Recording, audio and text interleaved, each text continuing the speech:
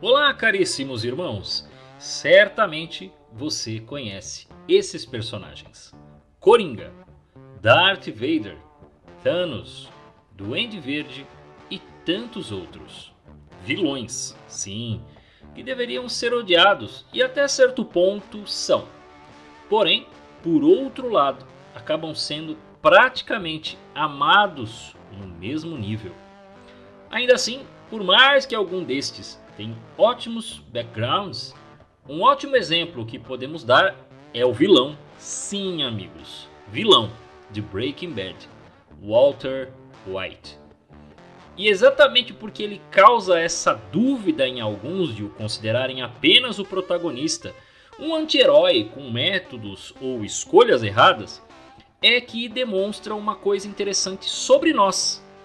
O mais incrível é que é por isso que, além de amarmos os vilões, assim, na realidade, dependendo de como a história ou os porquês de alguns homens terem agido de forma vilanesca, provoca uma admiração em muitas pessoas. Quer saber o que é isso? Então acompanhe. Ah, sim, e claro, já se inscreva aqui no canal Acese e Catequese se você ainda não estiver inscrito. Curta e compartilhe. O conteúdo aqui no canal não falta. E agora vamos para a análise. Pois é, Breaking Bad eu acho que é o melhor exemplo das outras séries, de tudo quanto é imagem aí que você viu dos vilões, mas eu acho que o Walter White é o melhor exemplo para poder chegar no ponto que a gente quer explicar do porquê eu e você não só fica com raiva do vilão, mas a gente chega num ponto de admiração de quase querer ser o vilão. Podemos dizer que é triste isso? Sim, é triste, mas é verdade. Talvez você já torceu para o vilão vencer, você já torceu, né, para a pessoa se separar na novela, já torceu para tantas coisas erradas acontecer, para o cara matar um cara bonzinho, né? E Breaking Bad, eu acho que ele concatena tudo isso. Por quê? Porque a criação do vilão ele é exatamente o personagem principal. E digo mais, ele é melhor do que a questão do Coringa, porque o Coringa é um psicopata, né? Então algumas pessoas podem dizer, não, Leandro, você podia ter pego o exemplo do filme do Coringa. Primeiro que o filme do Coringa, aquilo não é canônico, tá? Apesar de ser autorizado pela DC, não é canônico. O Coringa não possui origem.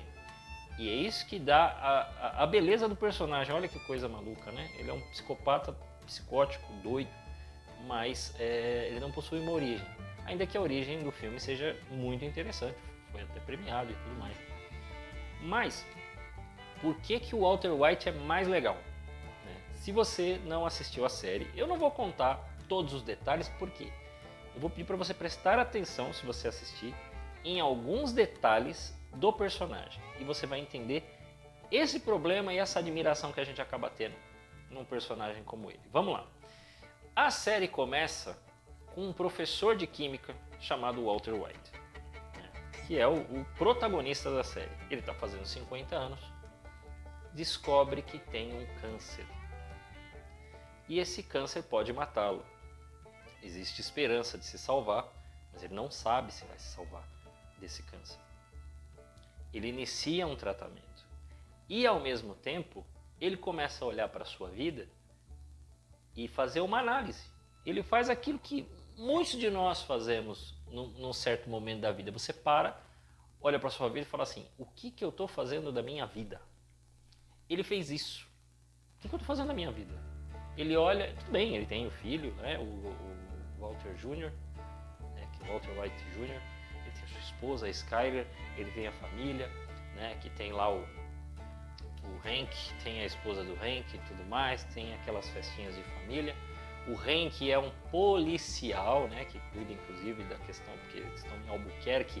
Albuquerque faz divisa com o México. Então tem muito essa questão do tráfico, um negócio pesado lá. A cidade sofre com essa questão do tráfico de drogas. Estados Unidos e México tem muito dessa situação. E no início você até fica com um pouco de raiva do Hank, porque o Hank é o tiozão do pavê, né? Como o pessoal costuma dizer, é aquele cara que faz a brincadeira fora de hora, tira o sarrinho, né? Às vezes é grosseiro, mas não, preste atenção, ele não é uma pessoa má, entende? E o Walter White é aquele cara quieto, pacato. Você assiste o primeiro episódio, você fala, meu Deus, tô assistindo uma série de um derrotado, né? E o mais interessante é o olhar. Meu, o Bryan Cranston é um baita de um ator, porque o olhar dele ao mesmo tempo ali meio que sofrendo, ou ele aceitando a brincadeira, e logo depois assim você percebe um ódio expressivo. Se ele pudesse bater na pessoa, ele bateria. Você fala, caramba, que coisa. Então é um homem que está derrotado na vida. Como professor, ainda que ele seja um ótimo professor, ninguém dá bola para o que ele está explicando ou para a matéria dele. Como pai, ele é pai. Como, né, como marido, ele tá ali, tá até pagando as contas, estão se virando ali, estão naquela luta do dia a dia, né? E aí, depois de você ver que a vida do cara não vale quase nada, ainda tem a cena que ele tá com a esposa na cama. Você fala assim, não é possível. Você pensa que eles vão ter um momento de intimidade que, nossa, não. Eu não vou falar o que é, mas assim, ela só faz um agrado a ele. É um negócio que você fala assim, meu, esse cara é o quê? Tipo, ela fez ali só pra dar um agrado nele, ela também já tá grávida, né? E aí você fala, isso é a vida do cara? Né? O que tá acontecendo? Tem alguma coisa errada aí, né? Você fala, gente, é um derrotado. Né? Só que quando ele chega nessa reflexão da idade, ele começa a olhar, ele observa um ex-aluno dele, o Jesse Pinkman. Não que esse cara tenha a melhor vida do mundo. Não que as situações que ele começa a ver são as melhores e mais seguras. Mas ele vê um risco que ele acha que é válido ter. E é aí onde está a questão do porquê você admira um vilão. A construção desse vilão, ela é feita num mundo quase real. É lógico que tem algumas coisas que são meio ficcionais, mas a história em momento algum romantiza o tráfico.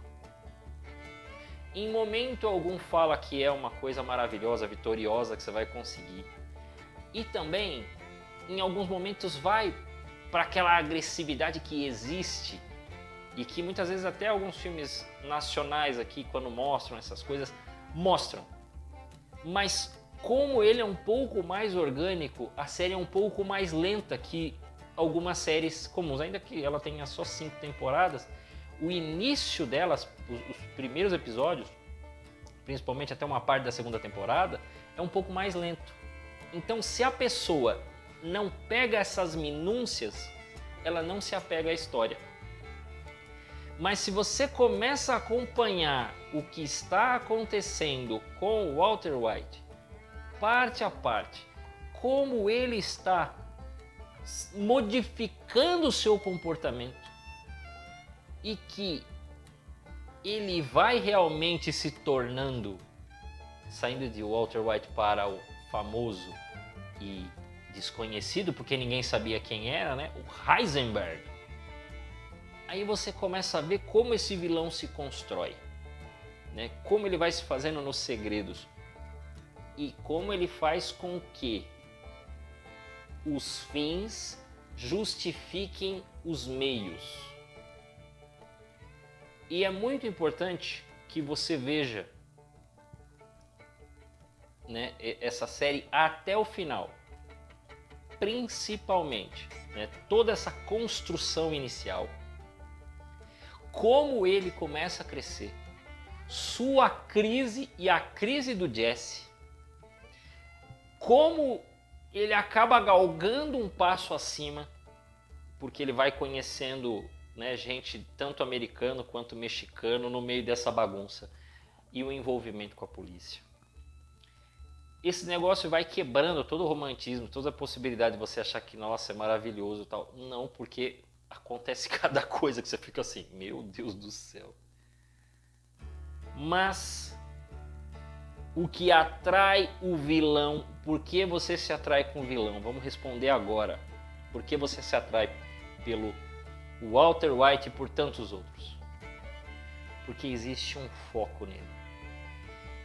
Ele começa a olhar para a finalidade do que ele vai fazer. E ele tem um foco, ele vai até o fim. E ele faz com que a sua vida tenha sentido. Ele faz com que seus passos sejam minuciosos. Ele fica a todo momento observando os passos do outro, o que ele tem que fazer, como ele faz para bater um objetivo, como ele faz para bater a meta, como ele se coloca diante daquilo que ele quer. E então ele executa. Ah, Leandro, o objetivo está errado. O objetivo está errado. Os meios são terríveis. Não só do Walter White. Mas eu acho que você deve ver esta série, porque ao assistir você vai entendendo como é que essas pessoas vão se configurando. É lógico que é um ser humano, mas que vai perdendo a sua humanidade. Mas que ainda assim, nessa perda da humanidade, ele possui algo que nós gostaríamos de ter, e na nossa bondade, no nosso catolicismo, né, na nossa expectativa de sermos bons, de fazermos o bem, não temos. Nós perdemos essa capacidade de colocar metas claras, de definir objetivos. Vamos lá, sua vida pessoal, sua vida profissional, sua vida financeira e sua vida espiritual.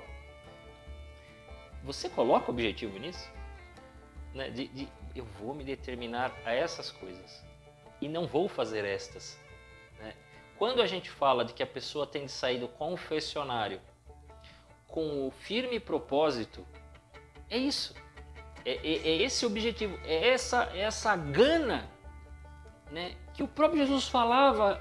Puxa, as pessoas esses filhos do mundo são mais espertos, são mais astutos do que os filhos da luz. Por quê? Porque eles têm objetivo, eles são mais focados. E a gente não se foca, a gente se perde, a gente se deixa levar por tantas coisas e não se foca naquilo que devemos fazer efetivamente. E estes homens maus, muito maus, que vão se compondo nessas histórias malucas, acabam muitas vezes sendo amados pelas pessoas aí fora. Né? Muita gente fica assim, como pode o pessoal admirar o Che Guevara, porque o Che Guevara deu tiro na cabeça de um menino de 11 anos.